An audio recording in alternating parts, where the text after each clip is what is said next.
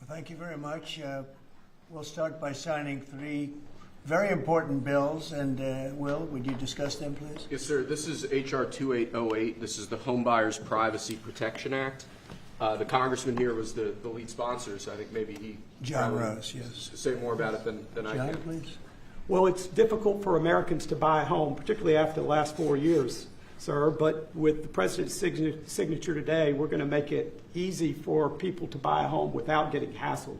For years, their private personal information has been bought and sold in the open market, resulting in them getting innumerable phone calls and text messages. But with your signature today, we're going to put an end to that so that when Americans try to realize the American dream of owning a home, they're able to do so without being harassed. Good job.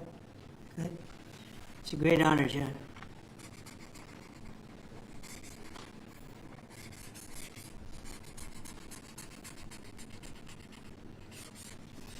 Okay, there it is. And that's going to help a lot of the homeowners of our great country. John, want to hold that? Sure.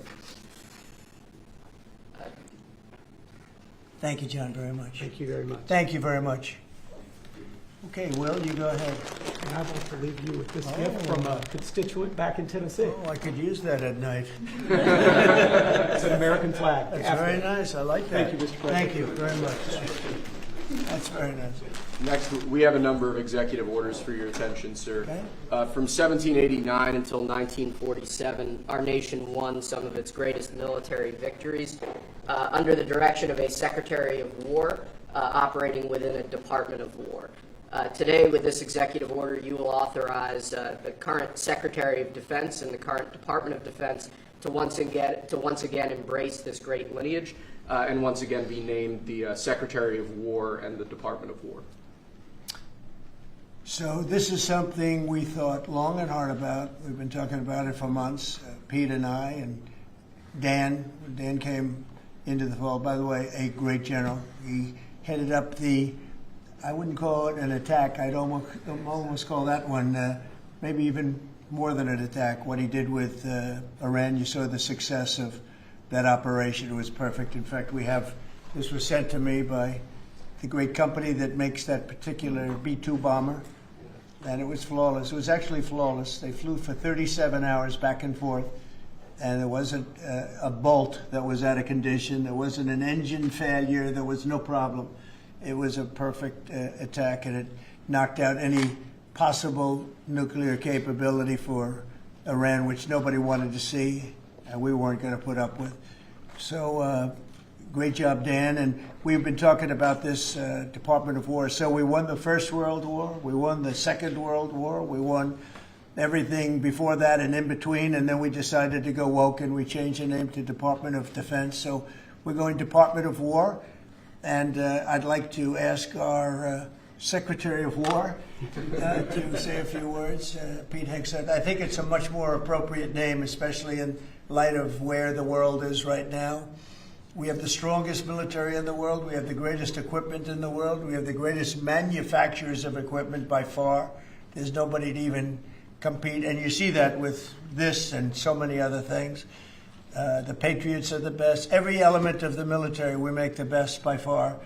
So, Pete, I'd like to ask you and maybe Dan Raisin-Cane to say a few words, please. Mr. President, thank you. After winning a war for independence in 1789, George Washington established the War Department, and Henry Knox was his first Secretary of War. And this country won every major war after that, to include World War I and World War II. Total victory, Mr. President, as you said. Then 150 years after that, we changed the name after World War II from the Department of War to the Department of Defense in 1947.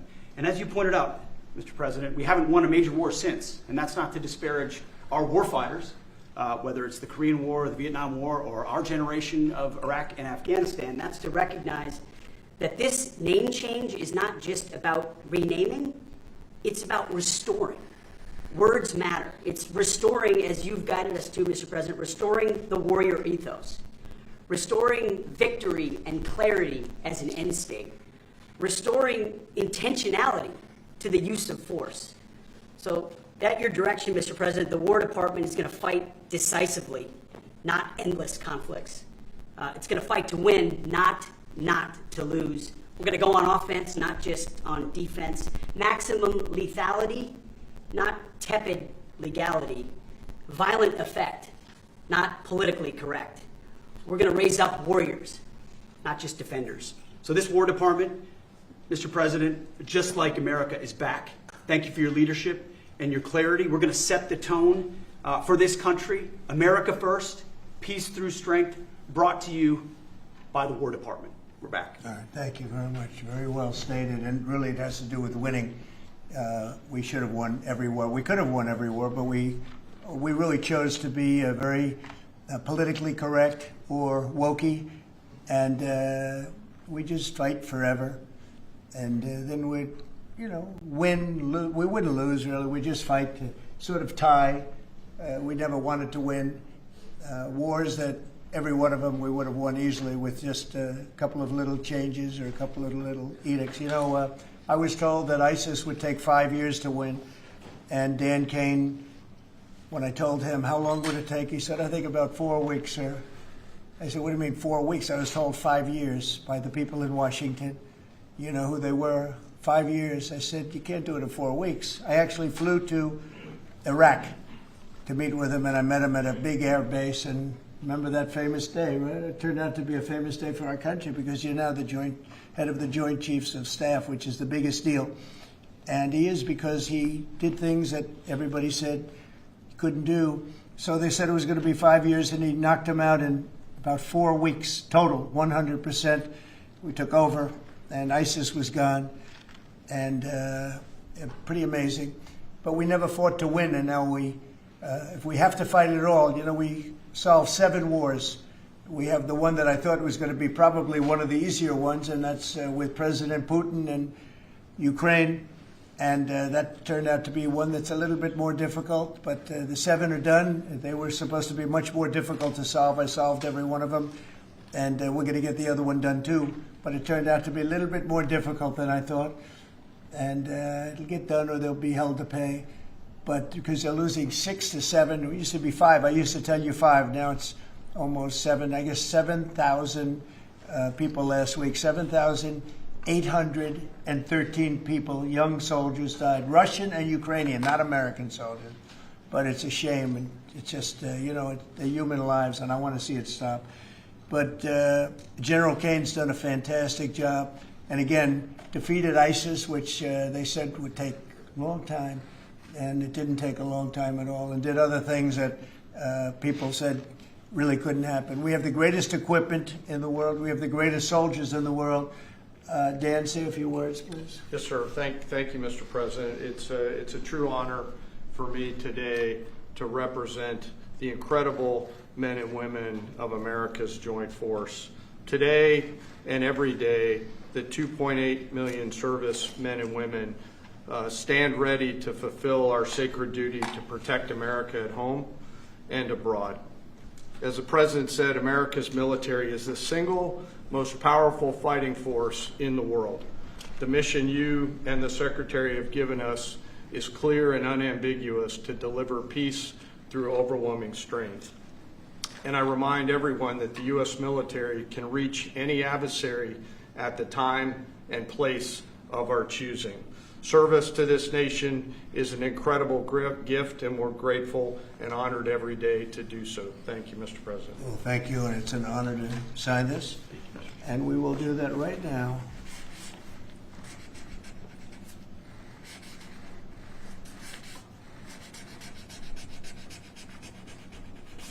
I think that's a big one, I'll be honest.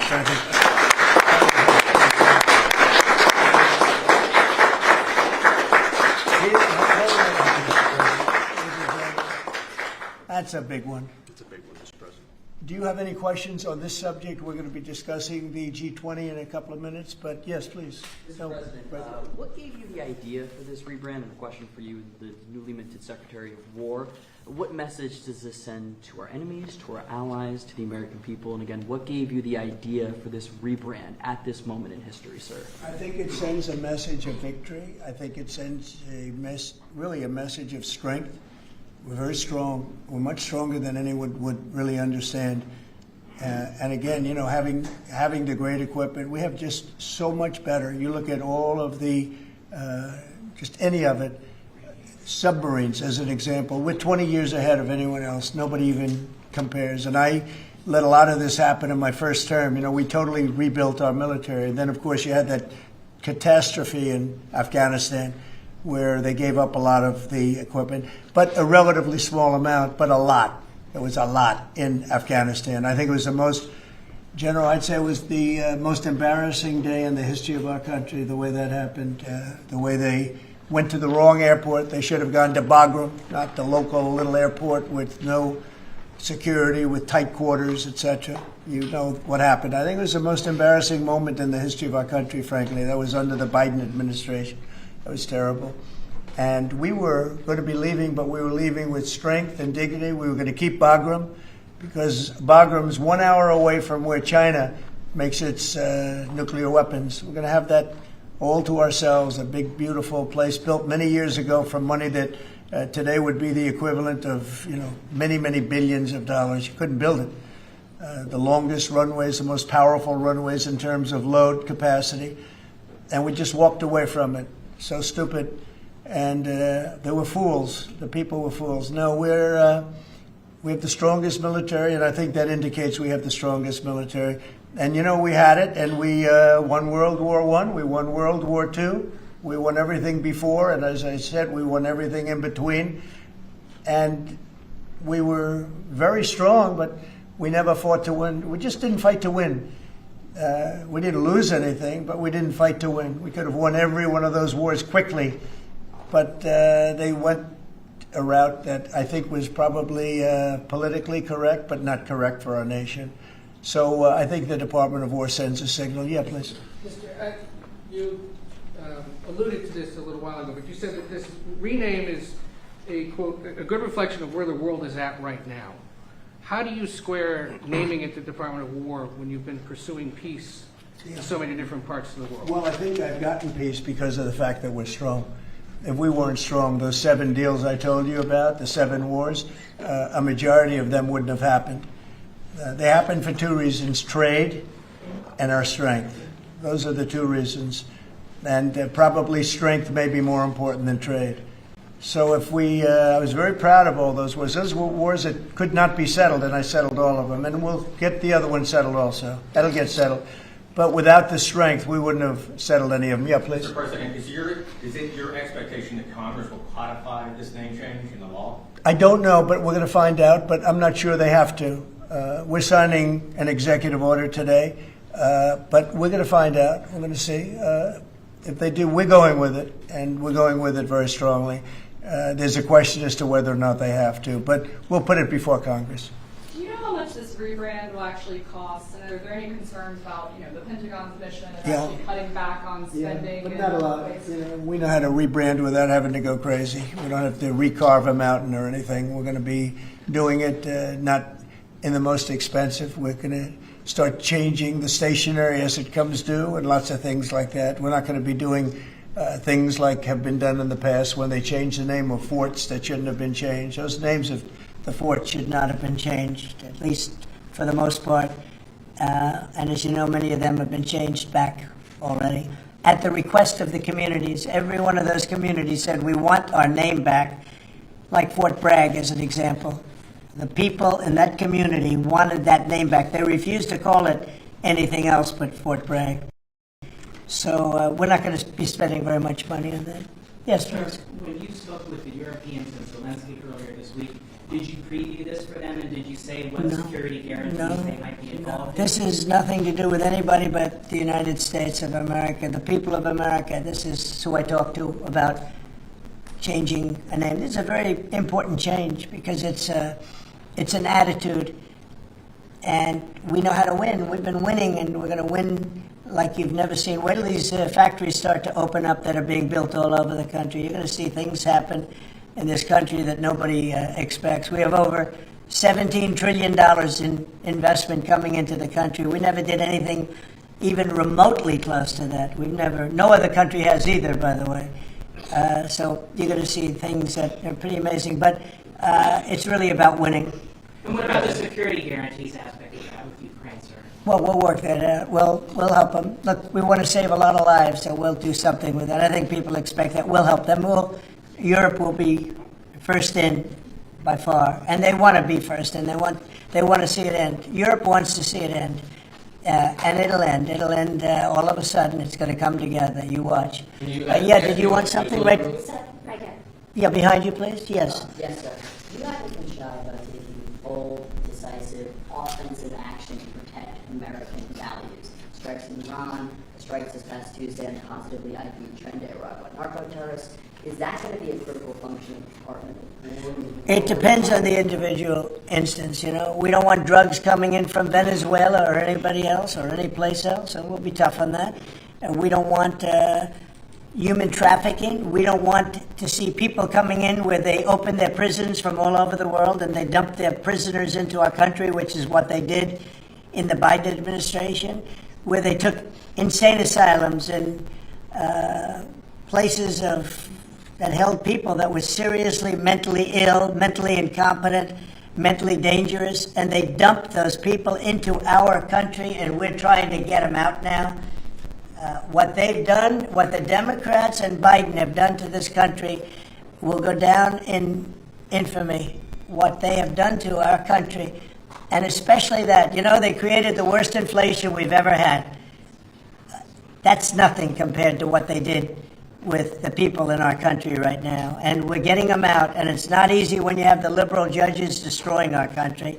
But we've won them all. We've won it all, ultimately won it all. Hard process. It should be easy, and we know who it is. We know exactly who we're looking for. We had 11,000 murderers dropped into our country. We've gotten a lot of them out. Or in some cases, they're so dangerous, we're afraid to get them out because they'd come back in. But for the last 120 days, 0 people came in. Can you imagine? This is me speaking, but these are figures developed by, they say, a pretty liberal group of people. They admit that 0 people came into our country. Think of that. A year ago, it was millions of people were coming in. Millions. They were coming in. You could look at them, and you could say, big trouble. And that's what we have in our country. But we're getting them out, and despite that, we're doing really well. Yeah, please, Brian.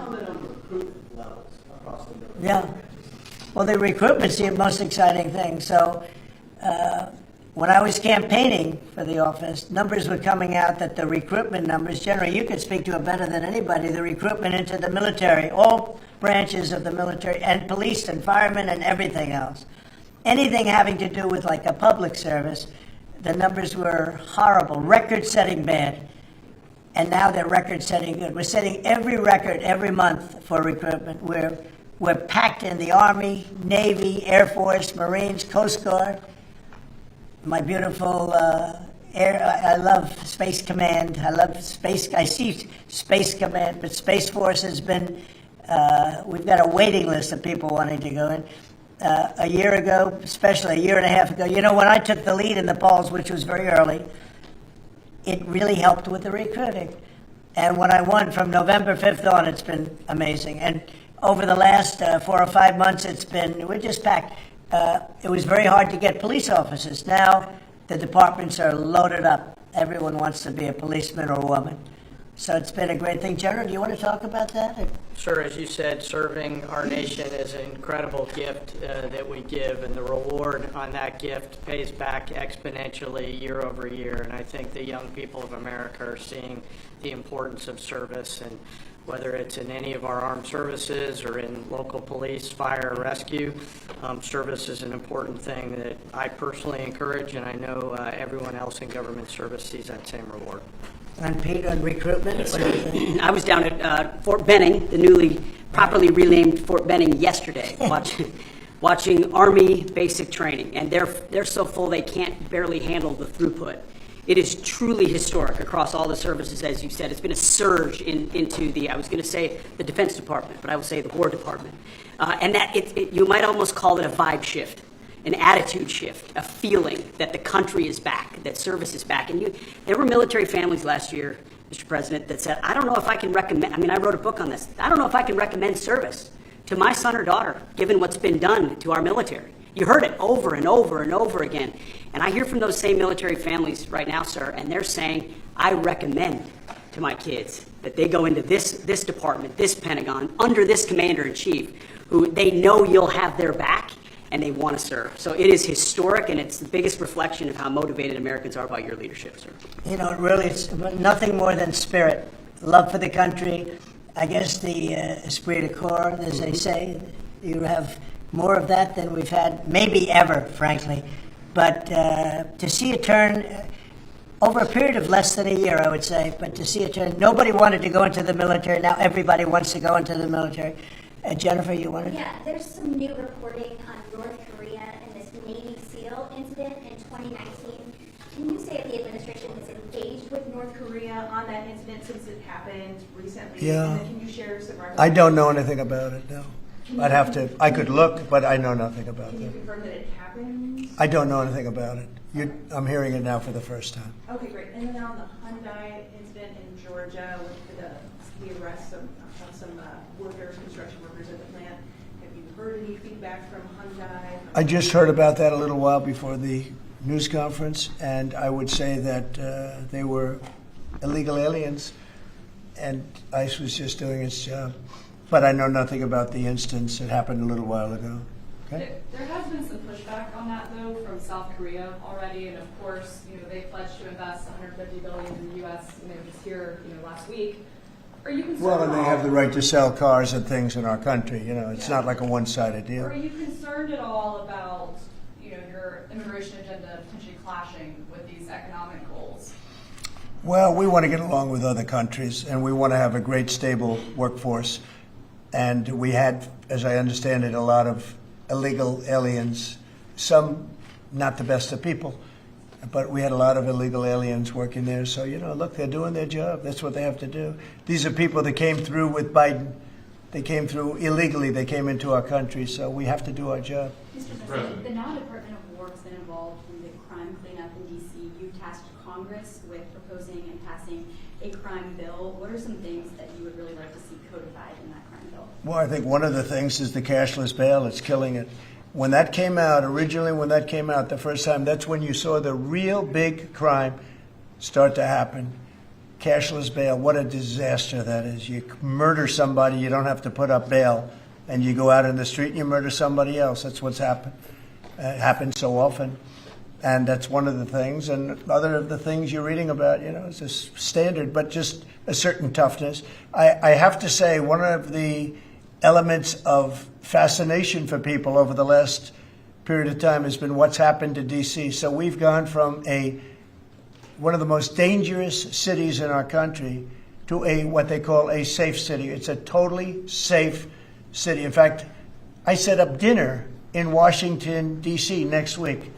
I wouldn't have done that, to be honest. I would have had an obligation not to do it before I came into office, or even at the very beginning when things were so corrupt and so dangerous out on the streets.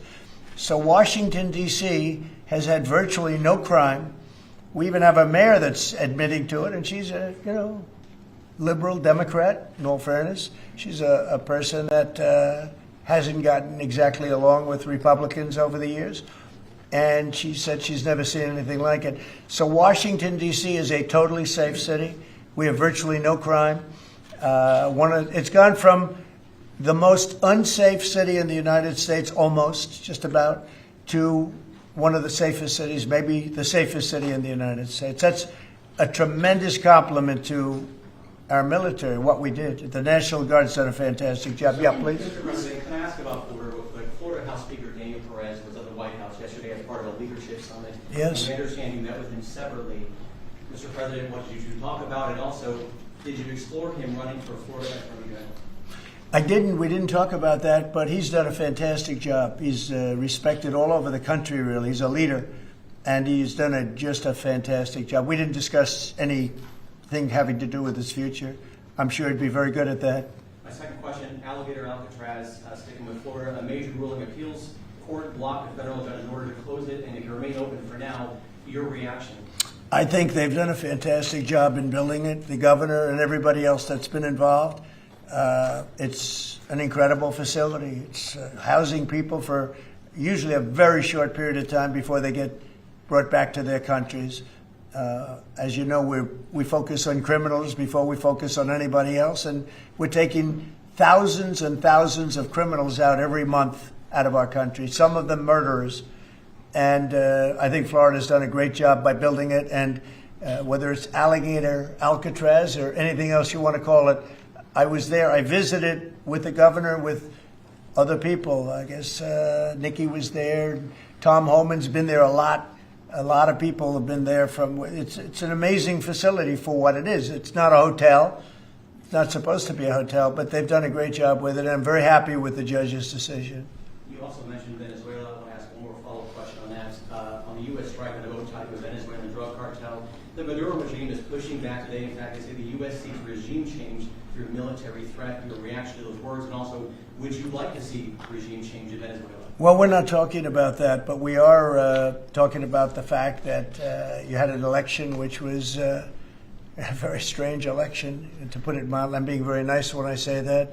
I can only say that billions of dollars of drugs are pouring into our country from Venezuela. The prisons of Venezuela have been opened up to our country. They've taken their prisoners, the worst prisoners, murderers, Tren de Aragua. The worst prisoners that you can ever imagine are now happily living in the United States of America. Now, many of them we've gotten out. It's not easy to get them out because of the liberal system that we're working with in many cases, not in all cases. But millions and millions of dollars and billions of dollars of drugs are pouring out of Venezuela and other countries. Look, China, what they're doing with fentanyl is a terrible thing. It comes through Canada and it comes through Mexico, but a lot of it's coming through Venezuela. Venezuela's been a very bad actor, and we understand that. And when you look at that boat, you see the bags of whatever it is there. Those bags those bags represent hundreds of thousands of dead people in the United States. That's what they represent. Yeah, please. Mr. President, your reaction to the jobs report this morning? Well, I'm going to talk about that in a minute. We have our great people here, so I'll talk that in a minute. Let's talk about this. We'll give a couple of because these two people want to get to work on the Department of War. So let's keep them first. Yeah. Mr. President, the DOJ is reportedly considering a ban on transgender people owning guns after the Minneapolis shooting. Do you think that Are we talking in the military? In general. Okay, I thought you were talking about in the military. I'll I'll refer to that then differently. Because it's not a military question, I'll be able to pass on that very nicely unless you'd like to talk about it. No, Pete doesn't want any part of that question. Yes, please. Mr. President, who do you blame for losing India to China? In your post earlier today in the morning, you did put that out. I don't think we have. I've been very disappointed that India would be buying so much oil, as you know, from Russia. And I let them know that. We put a very big tariff on India, 50% tariff, very high tariff. I get along very well with Modi, as you know. He's great. He was here a couple of months ago.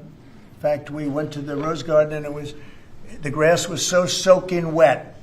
It was such a terrible place to have a news conference. I said, well, let's use a beautiful white stone emblematic of the White House, okay? And it's been very well received. But we had a news conference on the grass. That was my last news conference I had on the grass because everybody sunk in. You probably sunk in. Every reporter out there, they ruined their shoes. We made that change. It's been a really well-received change. Yeah, please, go ahead. On Venezuela. You've sent F-35s down to Puerto Rico. You've sent naval vessels into the Caribbean. You're concerned about drugs being illegally sent into the island. Yeah. How do you describe this buildup, this situation? Well, I just think it's strong. We're strong on drugs. We don't want drugs killing our people. I believe we lost 300,000. You know, they always say 95, 100,000. I believe they've been saying that for 20 years. I believe we lost 300,000 people last year. I know families that lost their son. Those families will never be the same. I know a family lost a daughter, a beautiful daughter. In fact, it was like she took something that she thought was like a minor deal, and it turned out to be riddled out with fentanyl, the size of the head of a pin, and you're dead. And no, we're stopping the drugs. We're going to save a lot of people. Look, whether it's 100,000, but it's not. It's 350,000 people died last year from drugs. And we're not going to let that happen to this country. Think of that. Think if you're in a war and you lose 300,000. We'll lose 600,000 in the pretty much between Gettysburg and all of that, the Civil War. We lost, 600,000. So we're losing half of that every year to drugs. We're not going to do it. We're not going to allow it to happen. You think of the wars. If we lost 600,000 people in a war, but we lose that every 2 years, more than that. So it's 300 to 350,000 people. And when I see boats coming in, like loaded up the other day with all sorts of drugs, probably fentanyl mostly, but all sorts of drugs, we're going to take them out. And if people want to have fun going on the high seas or the low seas, they're going to be in trouble. I will tell you, boat traffic is substantially down in the area that happened. And they called it the runway. It's a runway to the United States. And boat traffic is very substantially down on the runway. You can imagine why. I think anybody that saw that is going to say, I'll take a pass.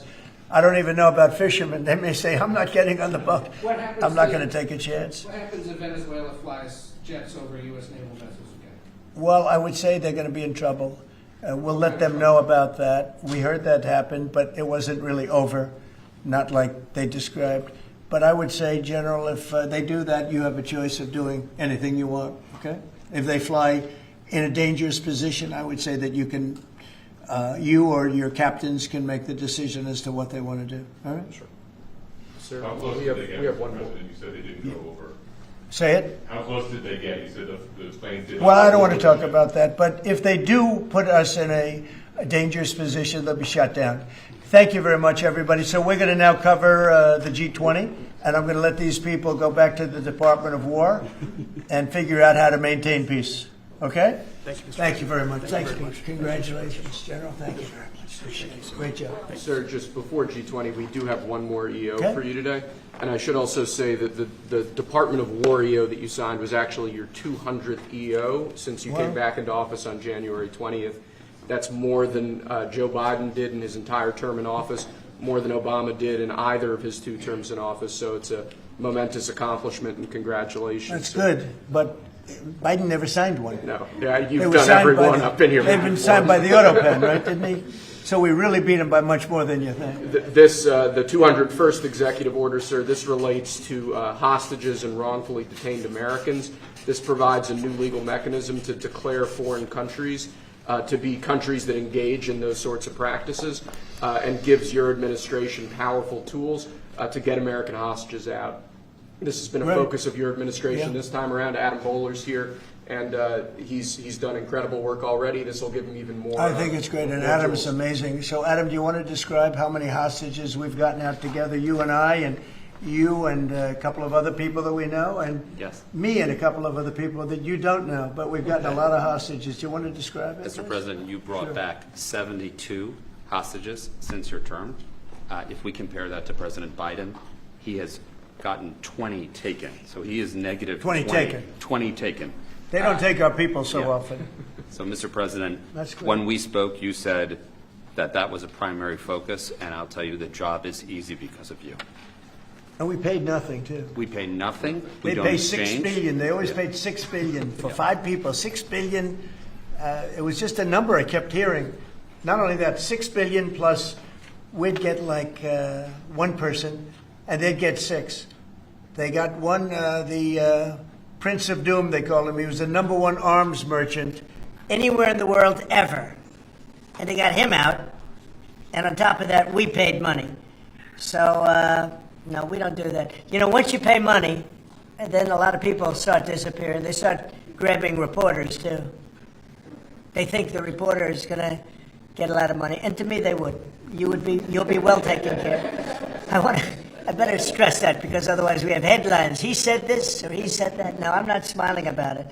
But they would. They'd be grabbing reporters. They'd be grabbing everybody. And especially when you pay the kind of money that Biden and Obama, they used to pay money that was crazy. We don't pay. And if you don't pay, they find it to be not a lucrative business anymore. That's fantastic. Would you like to say something? It's really Spiha, Special Envoy Ebola, it's Rick Grinnell, it's Steve Witkoff, who brought Americans home. But with this EO you are signing today, you are drawing a line in the sand that U.S. citizens will not be used as bargaining chips, and it provides your Secretary of State, Marco Rubio, the same tool set to punish states who take our citizens wrongfully the same way that we can punish those who sponsor terrorists. This is a very significant EO you are signing today, sir. Thank you, Sebastian. Very good. You're doing a great job, too. And this is your Director for Hostage Affairs at the NSC. Yes, and I hear. So Julia was seminal as well to all of this. I heard you're doing unbelievable. Would you like to say something? Absolutely. It's a outstanding EO, absolutely unprecedented action against those foreign adversaries who would take our people. They now know they are on notice, and it's not acceptable. And if you take our people now, you will pay. You know, Adam gave up a job where he was making tremendous amounts of money. Big stuff. Top of the line, Wall Street.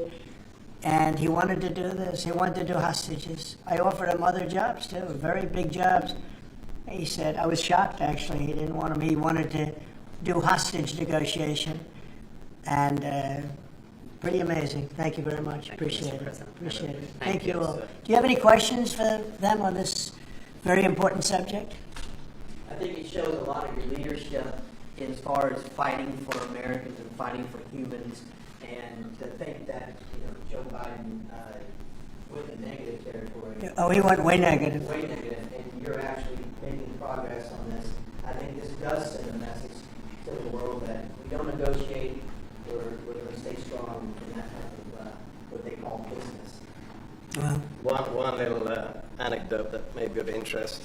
We were told by numerous families who had missing loved ones during the Biden administration that this building, Biden's National Security Council, told those families not to talk about their missing loved ones, to be quiet, not to create any pressure on Biden and on Jake Sullivan, the key propagator of the Russia hoax. This administration has met with those families on a weekly basis. Right. People like Adam, yourself, sir, your envoys are doing everything to get every single American home. Not to tell them not to talk about their loved ones, but bring them home.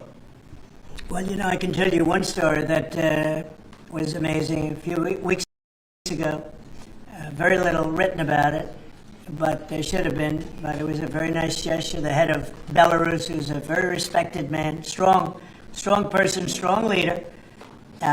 He released 16 hostages. John Cole, a lawyer who works for me, great lawyer actually, one of the greatest lawyers. But John Cole was over there, and he heard that they had hostages.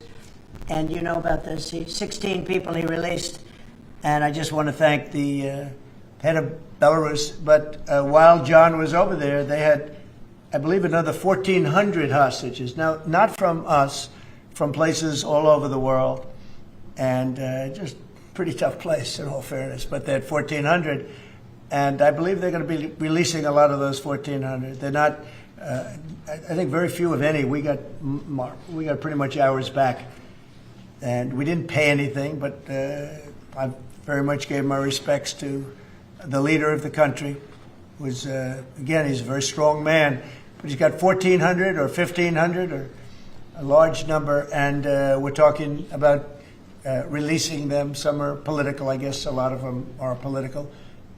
And looks like they're going to be released at some point in the pretty near future. So it's a great thing. They have to respect your country. If they respect you and they respect your country, they release it. If they don't, then you have to pay $6 billion. I mean, $6 billion. Can you imagine that, paying $6 billion? kind of related, but not really. But could you comment on Tina Peters, who's been locked up behind bars from Colorado within the election? I think I put out a truth a couple days ago about it. We have a wonderful woman who was an election official, and she saw cheating in Colorado, and she viewed it as horrible, and she said, "What's going on here?" And she went to the machine, and she tried to open to find out whether or not it was cheating, and they went to her, and they said, "Did you touch this machine?" "Yes." And they arrested her. They arrested her instead of the people that did the cheating. It's a state charge, so it's hard to do anything with, but we're gonna do something. What they did in Colorado, look, Colorado just went to all mail-in voting. That means they cheat. That's why they lost, that's one of the reasons, but that's a big reason why they just lost the whole Space Command situation that is going to Alabama.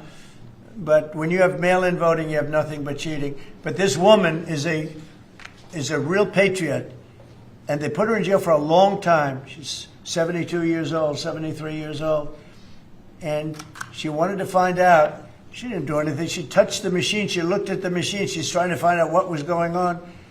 And they went and arrested her for doing that. And it was supposed to be the other way around. I'm glad you brought that up.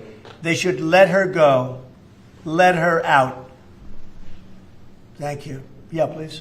This isn't really a subject that's talked a lot about, Mr. President, but what about your team's strategy has made them so effective getting a record amount of these hostages, many of whom have been forgotten about home? I think they respect us. I think they respect us. They know we're not going to pay. Adam is a great negotiator. Steve Witkoff is a great negotiator. Seb is a great negotiator. They're all smart people. They're a little bit natural negotiators. Some people aren't good negotiators. There's nothing you can do about it. And they're afraid of you, sir. Yes. Yeah, well, maybe. I don't know. I hope so, or whatever. We have the best. I'd like to say respect, but whatever it takes. Yeah. I actually say whatever it takes. But we've gotten a lot of people out, and we'll continue. We don't have too many in. How many are you working on right now? There's not a lot left. Yeah, we got most of our people out. We got them mostly back. Mr. President, do you have an update on the negotiations to release the rest of the hostages in Gaza? We're in very deep negotiation with Hamas. We said, let them all out right now, let them all out, and much better things will happen for them. But if you don't let them all out, it's going to be a tough situation. It's going to be nasty. That's my opinion. Israel's choice, but that's my opinion. They got to let them out. You got 20, plus you have about 38 dead people. Young, beautiful, dead people. And I'll tell you, the parents want them every bit as much, almost more, than as if their son or daughter were alive. But you have many dead people that are coming out as part of the deal. It's 20 people, but I think of the 20, there could be some that have recently died, is what I'm hearing. I hope that's wrong. But you have over 30 bodies in this negotiation. Can you believe? I mean, we negotiate for people that are living here. We know that at least 30 people are dead, and we're negotiating to get them out. The parents want them back so badly, as if they were alive. Every bit as much. It's really pretty amazing. It's very sad. I'm in the middle of it. And I put out the other day, I said, we want all 20. We don't want two. I was the one with myself and my people, Steve Witkoff, and Jared Kushner was great on this. But they got a lot of people. We got almost all of them out. They're down to 20. But, Adam, we got like a tremendous number out. But I always said when you get down to the final 10 or 20, you're not going to get them out unless you're going to do a lot. And doing a lot means capitulation. That's no good either. It's a very tough situation. But I put out the other day, let them all out. Every single one. No more twos and ones. We'll give you one this week, and in 2 months we'll give you two more. And there's negotiation going on right now. Okay. And real quick, what is the biggest challenge negotiating with Hamas right now? 10 to 20. What do they want to let them free? Well, they're asking for some things that are fine. Look, you have to understand, you have to remember October 7th. People forget October 7th. It's not an easy thing to forget, right? but people forget, or they maybe purposely forget October 7th. So, you know, you have to put that into the equation very strongly. It's amazing. Some people even deny it. They deny it. They're crazy. But I've seen tape that's as violent as anything that you can imagine. Many of you have seen those same tapes. So you have to put that into the equation too. So it's not an easy situation. It's a tough one. But there are 20 people, maybe a little less, but there are 20 people that we want out. We want the bodies of these parents. They are, I've never seen anything like it. The level of love that they have, they want their children back. And, you know, I see demonstrations, big demonstrations in Israel about the hostages, not about the war, about the hostages, which puts Israel in a tough position because, you know, it's tough to prosecute a war when you have people they want the 20 people back. They just want them back very badly and everything that goes with it. So it's very sad. Thank you very much. We're going to talk now about the G20. I figured we could wrap 2 or 3 up. The last time I took a day off, everybody said bad things happened to me. You know that, Seth? I took 1 day off. I didn't take it off. I was working. In fact, I was here. But I didn't do a news conference, and they said bad things happened to the president. Well, that's fake news, Mr. President. It's fake news. You know, Obama, if you look, Biden, he had a press conference. He missed it for about a year, right? About a year. And I never saw any stories like that about him. He didn't have, and when he had one, they'd ask him, what flavor ice cream do you like? He'd say vanilla. How many times have they asked him that question? What's your favorite ice cream, sir? Vanilla. Okay, that's enough. Thank you, ladies and gentlemen. They don't have to go through this, but we all have a good time. I only do it for one reason. I think it's good for the country. And we are very transparent. There's never been transparency like we have. There's nothing to hide. So thank you very much on this, Will. Great job. Appreciate it. So we're going to talk about Florida, the great state of Florida now, because it's going to be a very exciting thing to host the G20. And as we celebrate our nation's 250th anniversary next year, the United States will have the honor of hosting exactly that, the G20 summit, right here in America for the first time in nearly 20 years. This afternoon, I'm thrilled to announce that the 2026 G20 conference, which will be, I could read off the countries that we're talking about, but you know who they are, I think. Does anybody want me to list them specifically? Jennifer, you're okay? Okay, but will be held in one of our country's greatest cities, beautiful Miami, Florida, where we have the mayor with us, Mayor Suarez. And I want to thank Francis for being here. I thought he might be in this office. You know, he almost got there. It was a couple of votes. Right? A couple of votes. It's not as easy as they think, right? It's not that easy. But he's an amazing guy, very popular in Florida. The agenda for next year's summit is being organized by Treasury Secretary Scott Bessent, who is right here. Hi, Scott. I saw him standing over there, nice, tall, good-looking guy, but he moved very quickly. Carolyn, you did a good job. Does Caroline do a good job, would you say? Is she a star? How do you compare with the last administration's person? No? You don't want to get into that. Yeah, I think we're very happy with Caroline. But Scott Bessent is talking about a good job. He's done a fantastic job, and we're very proud of him. He's very much involved with the G20.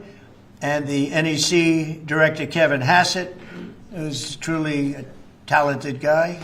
He's certainly being thought of to go to a different position, and we'll find out about that pretty soon. I don't know. Would you like to be that? I won't ask you that. I think, who wouldn't want it? I think it's the greatest position in the world. You know, you come out, you make a speech, and then you go away for 30 days or 40 days, and you come out, make another speech. The market goes up or down depending on what you want to say. I've never seen an easier position than that. Unfortunately, you need good instincts, so we have somebody in there now that doesn't have them. We call them too late. But it will focus on unleashing economic prosperity by eliminating the burdensome regulations, unlocking affordable energy, and pioneering new technologies. And it's going to be very important. The United States is already leading by example. and America is the hottest country anywhere on earth. We have more being built under construction now than they think anybody that they've ever seen. I mean, literally, some of these places are just really unbelievable what they're building, the size. You know, if you spent $50 million on a shopping center someplace, it's a big building, pretty big building. But when you spend $50 billion on essentially a building, a building is going up for $50 billion. They're going to be building their own electricity, and many of them have been given permits already to go, and they're starting construction. Some have started construction quite a while ago, and very early in the administration. We let them do that. You know, we have a grid that's obviously an old grid. It's been around for a long time. Could never handle the kind of numbers that you're talking about in terms of electricity, and we're letting them build their own plants. They build their own plants with their structures. So they build their structure, they build their buildings, and they build an electric producing plant with it, like Con Edison in New York that I grew up with, and like others that make electricity. They make it for New York. These plants will make it for their building, for AI. Then you have a lot of the car plants going up. Most of them won't need that kind of electricity, but they have the right to do that also. So we're allowing companies to build electric plants. They've become, essentially, Scott, I guess they become utilities, right? If you think about it. And it's very exciting. We're going to end up with more electricity than China, and it's going to be built at no cost to us. And I'm telling them, build more than you need, and you'll sell it back into the grid. So they'll be able to sell it back into the grid on top of everything else at no cost to the American taxpayer. It's very exciting. And frankly, if we didn't do that, we wouldn't be leading with AI. We wouldn't be probably even doing any AI. It would be 20 years to get an approval. So they're building massive amounts of electricity as we speak. We've eliminated $5 trillion worth of federal regulations, another big thing since I took office. And if you remember the first term, we took out more regulation than any other president in history times. You could add the top 4, and they wouldn't come anywhere close to what we were. That's one of the reasons we had such the most successful 4 years of any president economically. And this is blowing it away. I think this will blow it away. When these plants start to even getting close to opening, I think you're going to see numbers that we've not seen before. And we've increased oil production by more than 300 barrels a day. That's a lot. Blue-collar wages are rising at the fastest rate in 60 years, and trillions of dollars of investment is pouring into the USA. It's going to be over $17 trillion very shortly, and nobody ever thought a thing like that was possible. What made it possible were, number one, they were happy with November 5th. They were happy with the election. And number two, the tariffs are bringing countries in. I mean, it's so vital to our country. It's before the courts now, and I hope we're going to do very well. We had 4 great opinions just come out, as you know, from judges. In a couple of cases, there were Obama-appointed judges that felt they had to do what was right for the country. So I respect that greatly. I respect them for doing it. But we have very strong opinions, and it'll end up going to the Supreme Court. And it's just vital for the country. Vital, absolutely. We're at a level that we've never thought we'd be at, and it's because of the tariffs. Countries are pouring into our country because of you avoid tariffs if you build here. If you don't build here, you pay a lot of money. But if you build here, so what people are doing is they're coming in, they're building here. No different than what other countries have done to us. But we have a big advantage over other countries. We have a market that we built up during our 4 years that was amazing. We took a commanding lead during that 4-year period. So it's a very exciting thing, but I look forward to showing our incredible success to the world when we visit Miami next year. And I'd like to ask Mayor Suarez, truly a highly respected gentleman who's loved in his city, and we're going to do a great job. We're going to work together and do a fantastic job. Mayor, would you say a few words, please? Of course. Thank you, Mr. President. It's a tremendous honor to be with you here today in the Oval Office to make this historic announcement, just looking at the sign, which is so beautiful. Good job. Yeah, it's a great job. As you know, Mr. President, you were elected by double digits. You were the first Republican president over 30 years to win Miami-Dade County. And you did it because you followed through on your promises. And in Miami, what we're doing is we are following through on those promises as well. We've kept taxes low. We've kept people safe. We've leaned into innovation. We've grown 150% in the last 10 years. we've created one of the most intriguing ecosystems in the world. And this decision is not only generationally important for the city, but it puts the city on the map as one of the truly great global cities. So on behalf of all of the workers of Miami, those that work in the hospitality industry, I know you own many hospitality assets and properties, all of the small business owners who are going to benefit economically from having the G20 in Miami. Tremendous benefit. It's going to bring in millions and millions of dollars. We just say thank you. We thank you for believing in us. We thank you for highlighting our city in a time where we have the lowest homeless rate in 11 years. We're on the precipice of having the lowest homicide rate in history, and with the lowest taxes. So we're following your America First agenda, and we're creating success in, Miami's the greatest city in the world, we believe. Thank you, Mayor. We'll see you down there. We'll see you down there before then, but we'll see you down there. Scott, would you like to say a few words? Yes, sir. So we're excited to have the G20, and what's important about the G20, President Trump's America First initiative does not mean America alone. It means America leads. So we will be holding the G20 in the capital of the world, Miami, next year to showcase the beginning of President Trump's second term. Will be a year and a half into it. We will have done peace deals, tax deals, trade deals. We've made the U.S. the best place to come, start a business, have tax certainty, energy certainty, and regulatory certainty. And it's going to be an exciting event. And the U.S., just as the President was saying earlier about the Defense Department of War, the U.S. is back on the international stage as a leader. We have whittled down the G20 back to basics. We are making it work for the American people better than ever. We have the G20 had become basically the G100 this past year.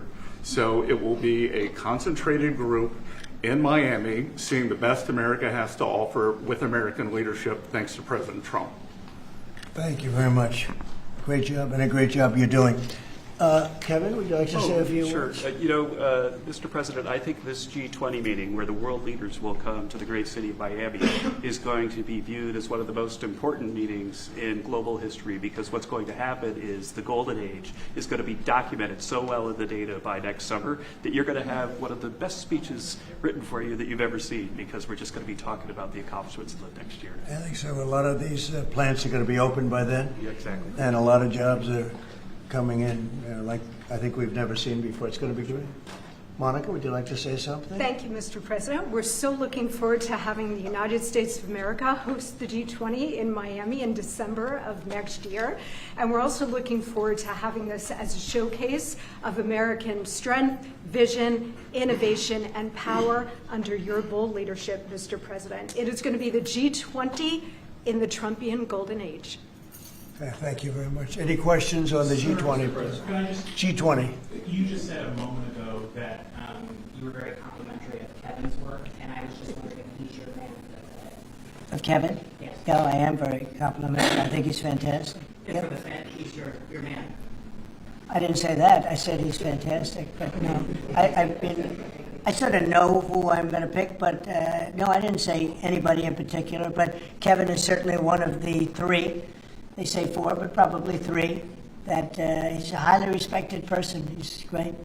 He's great. He believes in low interest rates, and we all do. But sometimes you have to raise them to stop inflation. We had the worst inflation, I guess, essentially that we've ever had in the Biden administration, and it really hurt people. Costs are way down. Our energy costs are way down. And, when energy comes down, everything comes down. And we brought down the price of groceries and specifically the price of eggs. You remember that first week when you were screaming about eggs? I said, I know nothing about them. I just got here. That's Biden's problem. But we got the cost of eggs down to really low numbers. So we brought costs down for people. And, it's something I said. And the Democrats have this false narrative. They say, costs went up.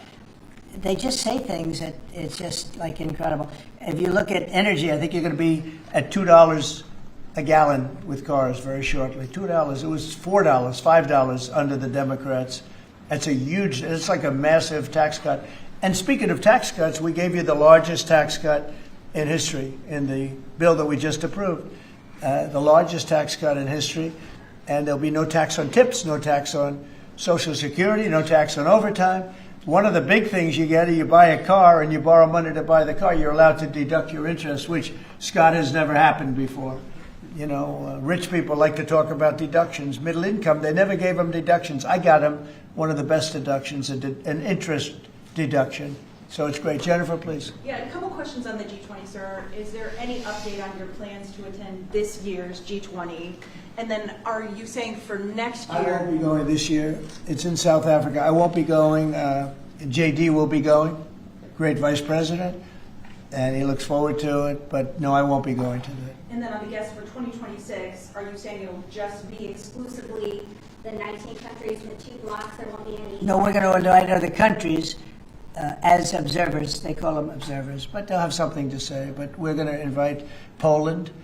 Already I've issued them an invitation. They're great. They were just here, as you know. Great leader, great new leader. One of the big surprises, I was so happy. I endorsed him, actually, and he won. And he's going to be a great leader of Poland. But I've invited Poland already. What about Russia? Oh, that's interesting. I haven't thought of that. No, I haven't thought of that. That's an interesting question. I'm going to think about that for a little while. Mr. President, you just mentioned that the tax cut bill. Why the rebrand from One Big Beautiful Bill? Oh, I just save words. I said the bill. It's one big. I actually call it the great. I actually call it the great big beautiful bill. But it's a lot of words. Is that how you want Republicans to kind of talk about it? When I just want them to say what's in it. It's an incredible bill for the middle class, for the working person. You know, we are a party of the working. It used to be the opposite. The Democrats were for the working people, and the Republicans were supposedly for the rich. The Republican Party's taken in millions of people, and the Democrats have lost millions of people. They've gone crazy. Honestly, I think they're crazy. What's happened to them, I don't know. They suffer major Trump derangement syndrome, and it's turned out to be actually a disease, but it's a disease of weak people and stupid people, because all we do is we cut taxes, we create great policy. Their policy is so terrible. They refuse to acknowledge, as an example I see today, it's a big debate again, the women, they don't want men playing in their sports. They don't want it. The Democrats want men to play in women's sports. I saw the great governor, we have Governor Youngkin, talking about it today, that the woman who's running against our Republican candidate, who's excellent, is like so much into the, men being able to use women's bathrooms. Okay, what's that all about? Men playing in women's sports, wants open borders. Again, once they want, actually, after what we've gone through with millions, I think 25 million people came in from prisons, from mental institutions, drug dealers, drug addicts. They're pouring into, they poured in, now we have none coming in. The border's been sealed for a long time, actually almost since I got into office. Remember when the Democrats said we need legislation? I didn't have any legislation. I said close the borders. And now the borders for the last 4 months, not one person has been allowed to come into this country illegally, not one. Done by people that would normally like to see you look bad. Those are the numbers. So it's been an amazing job. Yeah, please. Mr. President, this is going to be a major event and a major meeting for South Florida for you, for Mayor Suarez. I know this is not until next year in Miami, but do preparations begin today? And if so, what is being done? They've already begun. We first had to deconflict our Basel with the dates, and so we have already started doing that. And so thanks to the president's team. He started a long time ago, actually. If you knew him, he was working on this long before this press conference. Yes, sir. It's in good shape. Going to be great. Mr. President, we learned this morning that we've lost 78,000 manufacturing jobs this year. How do you explain it? Well, one thing we have is, we have the interest rates are too high. That was, a matter of the Fed. But the other thing is, so many different elements aren't included yet. And one of the things we've learned, and we learned that the hard way, watching over the last few months, are the corrections that people have been making. They'll say you're losing jobs, and then they'll say, by the way, we have a correction a month later of, 100,000 jobs are missing. They actually had a correction once of 850,000 jobs. But I'll let Kevin just speak about that a little bit, because I heard him speaking about it this morning. I thought he did very well. Well, Please. thank you very much, sir. Well, I think that if you look at the indicators, there's capital spending boom, industrial production at an all-time high. The Atlanta Fed says GDP now is north of 3%. And so all the indicators are saying that things are really strong. And what we've also seen is that Goldman Sachs put out a study yesterday that said that the August number tends to be really messed up because of seasonal adjustment things, and they tend to be revised way up. And so I think if they were revised up, which has happened on average over the last 15 years by about 60,000, then everything else would make sense. But right now we're puzzled about the BLS numbers and looking forward for new leadership there to make it so that the numbers are more reliable. And again, we're building, they've started building all of these factories and plants, including car factories. Car factories are coming back. We lost more than 50% of our car production over the years. And I think we're going to get all of it back. It's coming back in really rapidly.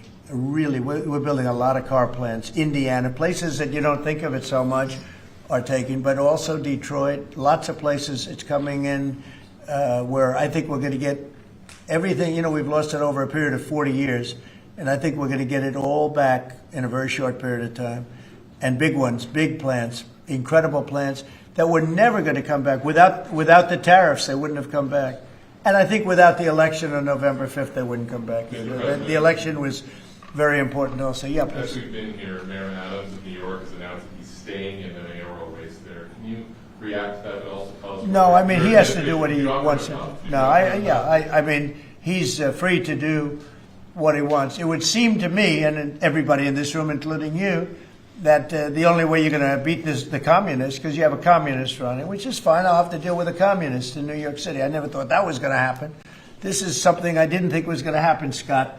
You're going to have to explain this one, because we're going to have a communist mayor. It would seem to me that if he stays in, if you have more than one candidate running against him, it can't be one. If you have one candidate, if he's the right candidate, I would say that Cuomo might have a chance of winning if it was a one-on-one. If it's not one-on-one, it's going to be a hard race.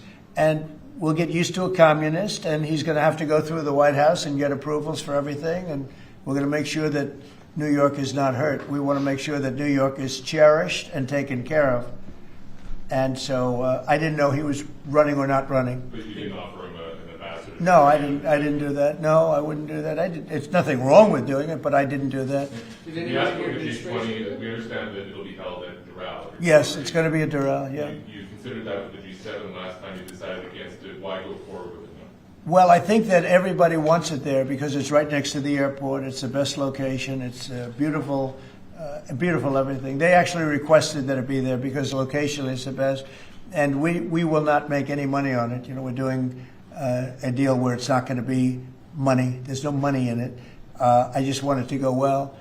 And it's going to be each country will have its own building. I think it'll be really a beautiful thing. And Doral's been very, very successful, one of the most successful properties in the country. And, frankly, it's the problem is in December, that's the biggest month in Florida. So, using it for, you can't get a room in Florida in December, January, et cetera, that area. And that's the time we're talking about. So, from that standpoint, it's not good, but we want to make sure it's good. I think Doral would be the best location. And again, they'll have their own buildings. It'll be incredible for them. And being like 10 minutes, less than 10 minutes from the airport, and it's a big airport, international, all of the planes will be able to land, go right into their quarters. So I think it'll work out very well. Earlier on your Fed answer, sir, you said that you're looking at maybe 3 candidates. Or 3 candidates. Should we interpret that you like Secretary Bessent in his current role? Well, I like him too, but I had him as a 4th. I had 4. You were talking about 4. Now I'm talking about 3. He told me I'm not leaving. He wants to be doing, and if he was leaving, he would certainly be one of the people I'd want to. But I asked him specifically. I could ask him right now, would you rather stay where you are as treasurer, or would you rather go to the... Sir, I'm the only person on the planet who does not want the job. Okay. He really told me, he said, I love what I'm doing. Should we assume I wouldn't want to really take him because he is doing a great job. Are the top 3 still then Mr. Waller? I am looking at Kevin also, and I'm looking at Yeah, I would say you could say those are the top three. Good job. It's very good. You're saying that you believe Andrew Cuomo would be the best one-on-one candidate against him? Well, I think if I'm only going by the polls. It's not an endorsement or anything. It just seems that he's second. And what you do to win is you take the guy who's second and you hopefully add one and two. But maybe if the one isn't getting out, then he's not getting out, and that's okay. I think the mayor's a very nice person. I helped him. He was got caught up in a scam by the Biden administration, what they did. So I helped him out a little bit, but I would understand why he doesn't do it. I do think this. I think if you have more than one candidate, we've got ourselves a communist mayor in New York. And I don't like communist mayors. I don't like them. Yeah. You passed one big beautiful bill, sir. 5 months with all these slew of events next week. World Cup, G20, all America 250. Given this, what's your economic outlook for the year of 2026? How much growth do you think is reasonable for us to expect economically next year? Well, I heard, and we were on a very downward path with Biden, and I heard that the most we could do is 1% GDP, and now I'm hearing 3.2% and 3.5% and all.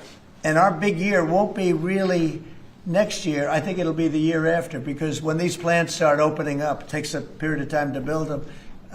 We're going to have tremendous job growth. It's unprecedented.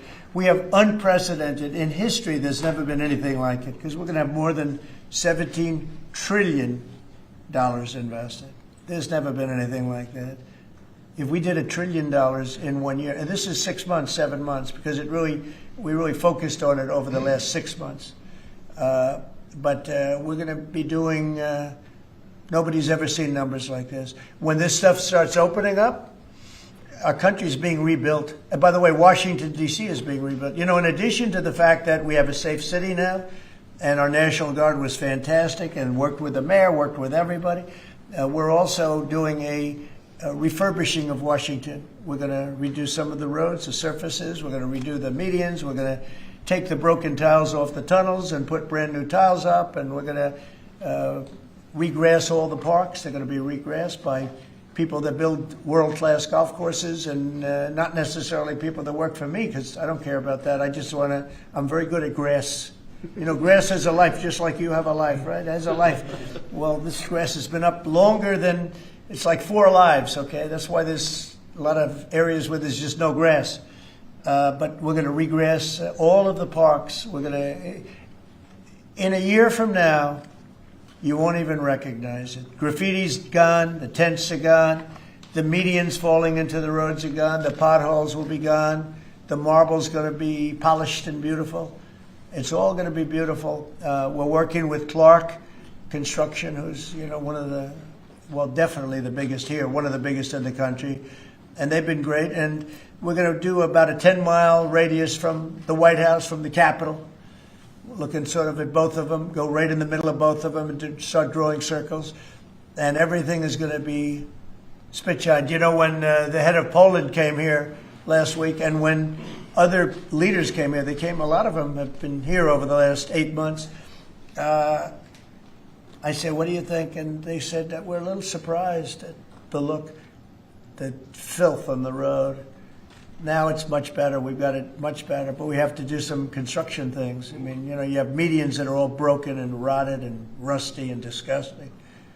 And they're all going to be changed. You're going to have a very different look. You're going to have the look of prosperity, not the look of poverty. But the big thing right now, initially, is we have no crime in Washington. We literally have no crime. They said it's down 87%. It's not down 87%. It's down like 100%. We have almost no crime. People are going to restaurants that wouldn't have even thought about it. And I know families that have gone 4, 5, 6 times to restaurants over the last few weeks. And you people are in the same category. I mean, yes? I agree on that. Thank you. It's a whole different place, right? No, that's very nice. And you're so tough usually. I like her now. Right? No, because she was truthful. Is that a correct statement, Brian? Yes, sir, it is. I heard you were actually mugged. You're a big, strong guy. I can't do anything when he has a gun. No, you can't. You say, thank you very much, right? Can I follow up with the beautification of DC? Yeah. An amazing job of crime. Yeah. Just out front of the White House, is a blue tent that originally was put there to be an anti-nuclear tent for nuclear arms. It's kind of morphed into more of a anti-American at sometimes, anti-Trump at many times. Where is this blue tent? Right in front of the White House on the North Lawn, on the other side of the Black Gate in Lafayette. I haven't known this. All of us in here walk right by it every day. It is an eyesore. Oh, I didn't know that. Let me Take it down. Take it down today, right now. Nobody told me that. So you're saying there's a blue tent? It's been there for 30 plus years. It was originally a peace tent, but it's kind of morphed into something. Morphed into radical left. Okay. Well, what I've heard, is it in the Ellipse? Where is it? No, it's in Lafayette Park. It's actually Lafayette Park. Take it down. Okay. Okay. What's interesting about it is that other people tell me it's a public health hazard because people sleep in there, they eat, there's rats. Yeah. But also it could be a national security risk because people can hide things in there, they can Okay. weapons in there. We're going to look into it right now. Yes, We have removed over 50 tent sites. Not 50 tents, hundreds and hundreds, maybe 1,000. I think it's over 1,000 tents, but 50 sites. So I'm a little surprised to hear that, but we're going to look into it right now. Lafayette. On the National Guard, Yes. DC Mayor has, of course, gotten on board with your plan with DC, but the DC Attorney General has said that he plans to, that he's suing you for Yeah. your federalization of the police. What's your Can you imagine we have an attorney general who's not related at all to the mayor, by the way? You know, it's a totally separate department. We've got so many separate departments. You have the district attorney has nothing to do with the mayor. The whole thing is crazy. But how about this? We just set a record on low crime in Washington, D.C., and we have a man suing us to let us go back to high crime. We're going to have to be here for a little while to make this really work long term after we're gone. And so we're going to meet that head on, and I suspect we'll be very successful. And I can always declare a national emergency because it was a national emergency. But right now we have the safest city. We have now one of the safe cities in the country. We had almost the worst. I mean, a city that was as bad as some of the horror shows that you've heard about for years. And we're going to fix some of those horror shows too. Okay? President, the Google ruling today that you posted on Truth Social about the Europeans finding Google. So Google is a great company. Yeah, Google is a great company, American company. Apple is a great American company, and so many others. And the European Union, I don't know why they do it, but they have been finding them numbers that have been astronomical. More so before I got here. But Apple paid $17 billion a fine in the last year. Apple, $17 billion on a case that a lot of people think they weren't guilty of. And no, I'm going to be speaking to the European Union, but it's not fair. Google just got fined $3.5 billion, and they've already paid $13 billion. They're up to $16.5 billion. And people say there was nothing wrong with what they did. It's almost a source of income to run Europe. It's become a source of income. And many other companies, too. Mostly tech companies, but we can't let that happen. What are you seeking from the Europeans and by when?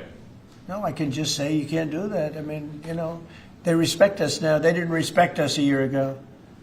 European Union respects us. Look, they're paying us $950 billion, right? They got to respect us. They were very disrespectful of our country. I have great respect for Ursula. I've gotten to know her very well. And I just don't think it's fair that they're taxing, and really it's almost become like a tax. It's become so regular. And I've gone to lawyers and I've asked them, what do you think? They said, they didn't do anything wrong. We can't do that. It's not fair. And it's interesting. I don't hear that about China, and I don't hear that about other places. I hear it about the European Union. We were talking about it last night. I think we had a gathering. That was the highest IQ group of people I think any room has ever had last night, you know? That was about as high as you can have. All the tech geniuses were there. They love their computers. They would tell me more about chips that I want to know. Did this come up last night? Yeah, it did. It did come up. A couple of companies said that they were taxed by the European Union. It's interesting. They weren't complaining about, in that regard, China. They weren't complaining about other places. It's the European Union, and they have. Apple was again forced to pay $17 billion last year. So I think we're going to change that around. It's just not fair. We don't want that to happen to our companies. And you know, if somebody does that, we should be doing it to them. If they've got to pay, let them pay us. But you just can't do that to our companies. Yes. Was Elon Musk invited to the dinner last night? I wanted to go back to the G20 real quick in Miami. You know South Florida very well. Many cities are being considered for the G20. Was this a hard decision, or did Miami just stand out to you? It wasn't a hard, really. I mean, look, it's got the weather. We're in December, so it's, you know, cold in some places, and that's beautiful too. Cold weather's nice. It's all nice, you know, depending on the city. But no, Miami really wanted it. The mayor really wanted it. The people down there really wanted it. You might just address that for a second, Mr. Mayor. Yeah, as I said, I mean, a conference of this kind does two things. Number one is it puts us on the global map with the great global cities, and I think that's something that we've been trying to achieve for a generation. And I think number two, it's a tremendous boom for your economy. I mean, as the president knows, he has, you know, multiple hospitality assets, and the working people of Miami, the small business owners, are going to benefit tremendously from the economic impact of a conference like this in our city. So it's an image thing, but it's also benefiting working people in our community. Do you think Xi and Putin will attend the G20? They're members. That's an interesting question.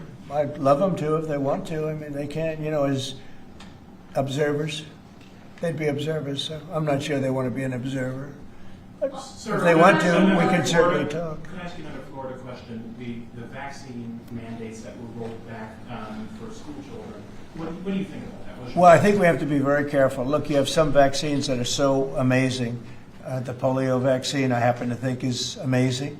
A lot of people think that COVID is amazing. You know, there are many people that believe strongly in that. But you have some vaccines that are so incredible. And I think you have to be very careful when you say that some people don't have to be vaccinated. It's a very, you know, it's a very tough position.